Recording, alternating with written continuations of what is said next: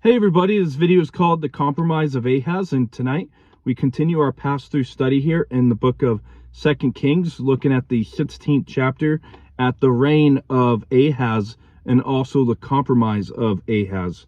And so chapter 16 verse 1 and 2, we start out here. In the 17th year of Pekah, the son of Remaliah, Ahaz, the son of Jotham, king of Judah, began to reign. And Ahaz was 20 years old when he became king. And he reigned 16 years in Jerusalem, and he did not do what was right in the sight of the Lord his God, as his father David had done. So from this point through our next video, the next chapter, the narrative turns to the defeat and the exile of Israel by Assyria. And the 17th year is the year of 735 BC, since Pekah's reign began right around in 752 BC. And although Jotham, Ahaz's father, was still alive, and he exercised the sovereign authority in Judah from 735 BC to Jotham's death in 731 BC. And remember that at this time, Isaiah and the minor prophet Micah, they continued to minister to Judah during Ahaz's reign. And verse 2, 16 years was 731 to 715 BC.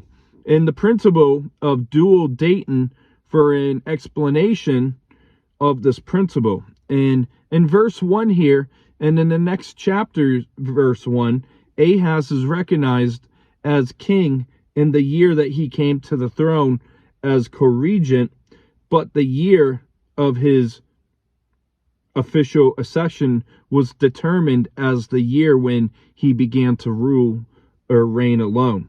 And Ahaz shared royal power with Azariah to 739 BC and Jotham from 744 to 735 BC. And we see that he exercised total authority as co-regent with Jotham from 731 to 730 or 735 to 731 BC. And he was the sole king between 731 and 729 BC. And he was the co-regent with his son Hezekiah between 729 and 715 BC. You're going to have an exam on all these facts. But we see the description here of where he's listed as probably the worst king of Judah. And while many kings were called out for their actions, Ahaz is only said to not do what was right in the sight of the Lord. And Ahaz, he had many good examples. He had many good reflections of who he should have been. You know, he had his father Jotham, and he had his ancestor David. But he rejected their godly examples, and he went on to walk in his own way. And it kind of reminds me of, like, the rebellious pastoral kids that you find in some places where they grow up in a godly home, and you know the pastor can raise his family just right, but you have that son that's like the prodigal son. And verse 3 and 4 says, "But he walked in the ways of the kings of Israel. Indeed, he made his son pass through the fire according to the abominations of the nations whom the Lord had cast out from before the children of Israel. And he sacrificed and burned incense on the high places, on the hills, and under every green tree." So verse 3 and 4, the big thing to point here is in verse 3, it does not mean that Ahaz participated in calf worship that was introduced by Jeroboam I, but Bethel and Dan, but that he increasingly brought pagan idolatrous practices into the worship of the Lord in Jerusalem. And these are specified later in the upcoming verses that we're going to look at in verse 10 through 16. And they're very parallel to those of Jeroboam I in the northern kingdom. And this included idols to Baal, as seen in the account given in 2 Chronicles chapter 28, verse 2. And as part of the ritual worship of Molech, the god of the Moabites' children were sacrificed by fire, as we discussed back at the start of the year when we kicked off 1 Kings chapter 3, verse 27. And this horrific practice was continually condemned in the law of Moses throughout the Old Testament in Leviticus chapter 18:21, Leviticus chapter 20, verse 2 through 5, Deuteronomy chapter 18, verse 10, Jeremiah chapter 7, verse 31, and Jeremiah chapter 19, verse 5, and Jeremiah chapter 32, verse 35. So we even see that the prophet Jeremiah condemned Molech worship. And Ahaz was the first king in the line of David since Solomon, who was said to have personally worshipped at the high places.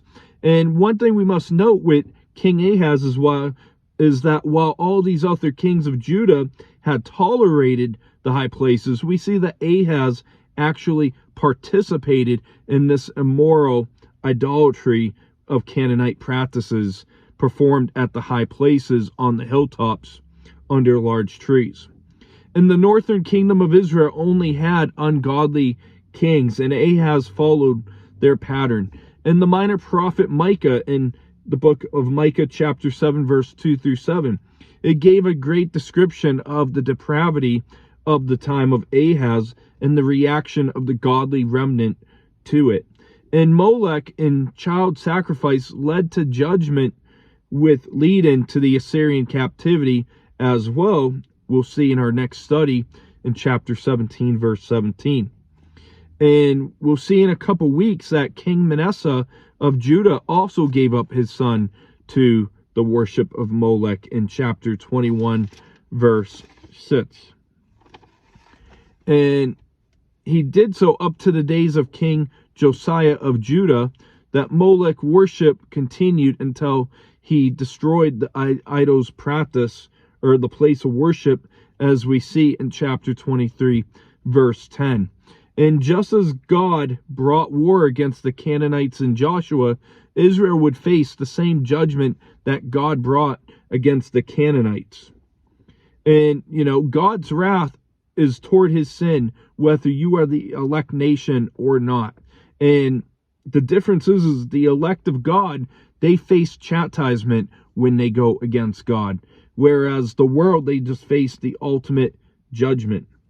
In verse 5 and 6 here, it says, Then Rezin, king of Syria, and Pekah, the son of Remaliah, king of Israel, came up to Jerusalem to make war. And they besieged Ahaz, but could not overcome him. At that time, Rezin, king of Syria, captured Elath for Syria and drove the men of Judah from Elath. Then the Edomites went to Elath and dwelt there to this day. So the kings of Syria and Israel wanted to overthrow Ahaz in order to face Judah force Judah into their anti-Assyrian coalition. And the two kings with their armies, they besieged Jerusalem, seeking to replace Ahaz with their own king, as seen in the account given by the prophet Isaiah in chapter 7. And the Lord delivered Judah and Ahaz from this threat because of the promise that he had made to David, as seen in Isaiah chapter 7, verse 7 through 16. And the Syrians, they did displace Judah from Elath. And later, this important town of the Gulf of Aqaba was captured by the Edomites. And Judah suffered terrible losses from the attack, asking Ahaz, that lost 120,000 Judean troops and 200,000 civilians in the battles of Syria and Israel, as seen in the account given in 2 Chronicles chapter 28, verse 5 through 8. And what a dark time this is for Judah. In Isaiah's message, though, to Ahaz involved a remnant to return to the land, and the virgin would bear a son, and that would be without fail because of the promise that God had made to David that there would be a king upon the throne of David, which we know from the Isaiah prophecy in chapter 7. It is a prophecy speaking of Emmanuel, God with us, which is Jesus Christ. And I know that's a very popular passage during the Christmas season. In verse 7 through 9 says, So Ahaz sent messengers to Tiglath Tiglath-Pileser, king of Assyria, saying, I am your servant and your son. Come up and save me from the hand of the king of Syria and from the hand of the king of Israel, who rise up against me. And Ahaz took the silver and gold that was found in the house of the Lord and in the treasuries of the king's house, and sent it to the present to the king of Assyria.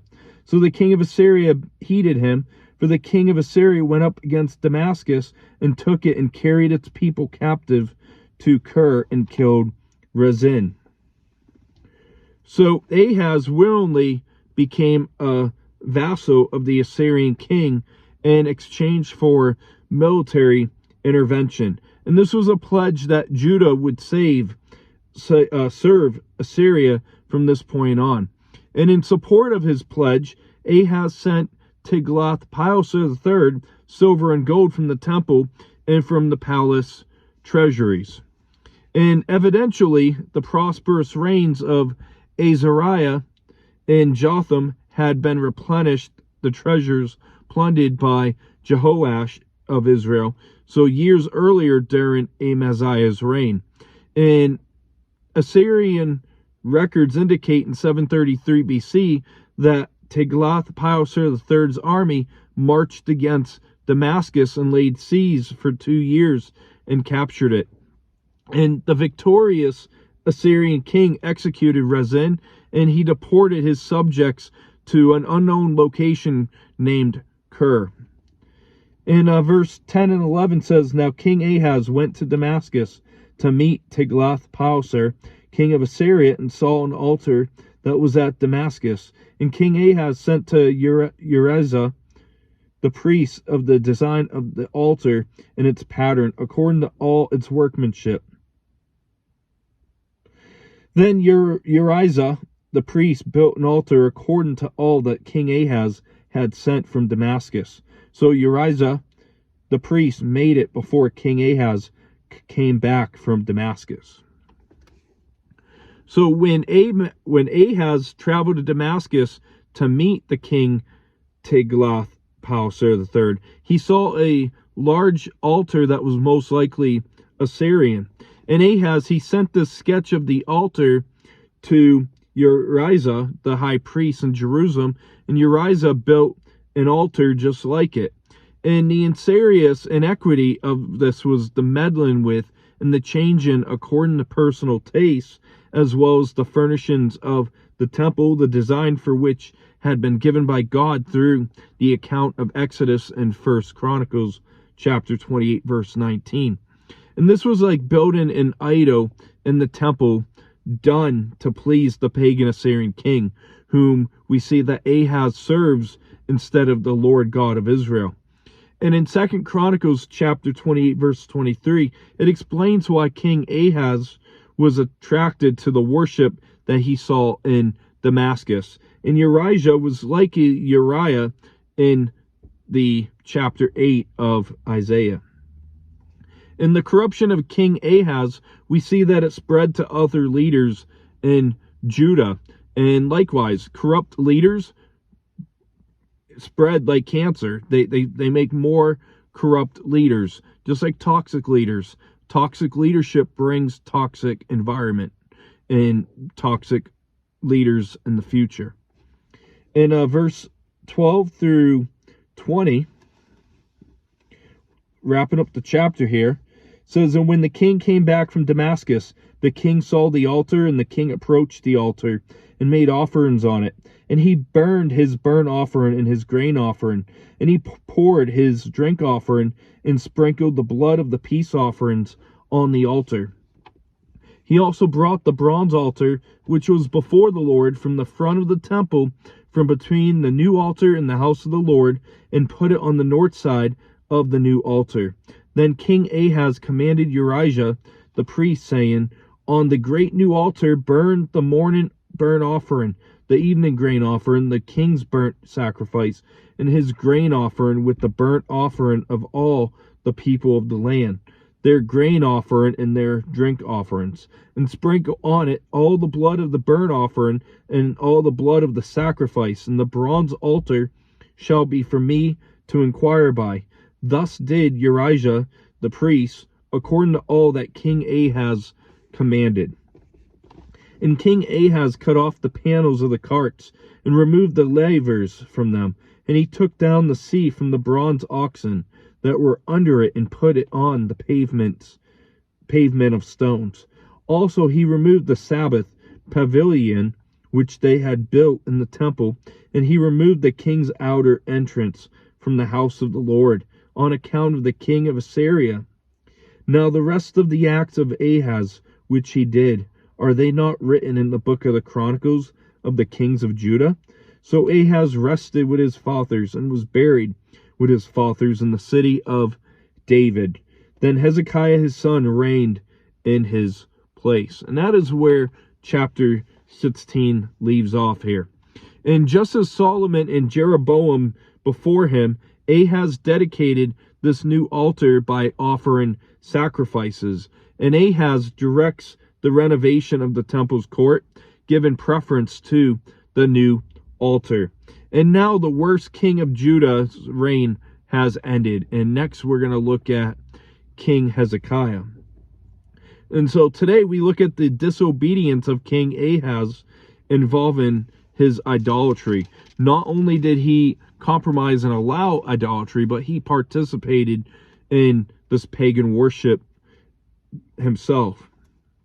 And we look at the attack on the Israeli-Syrian Confederation. We also look at Ahaz's trust in Assyria.